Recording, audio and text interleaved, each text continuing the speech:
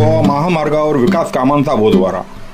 ओसरगाव पटेलवाडी येथील प्रवासी निवारा शेड गेल्या कित्येक वर्षांपासून नादुरुस्त अवस्थेत। पाऊस असो किंवा कडक उन्हाळा, प्रवाशांना मात्र याच नादुरुस्त शेडचा आधार घ्यावा लागत आहे। पटेलवाडीचा जुना बस थांबा रद्द करून नवीन ठिकाणी प्रवासी निवारा उभारण्यात आला, मात्र आज त्याच प्रवासी निवारा शेडची दुरावस्था झाल्याने प्रवासी वर्गात संतापाची लाट उसळली आहे।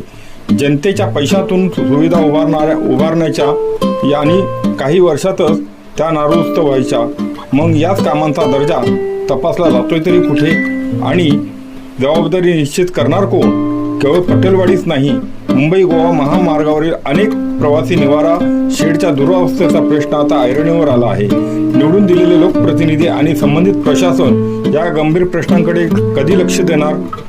प्रवासी आणि ग्रामस्थांनी नादुरुस्त प्रवासी निवारा शेड तातडीने दुरुस्त करण्याची मागणी केली जात आहे, अन्यथा संबंधित यंत्रणेविरोधात लोकशाही मार्गाने आवाज उठवण्याचा इशारा देण्यात आला आहे। प्रश्न फक्त एका प्रवासी निवारा शेडचा नाही, प्रश्न आहे जनतेच्या पैशातून उभारलेल्या सुविधांचा गुणवत्तेचा।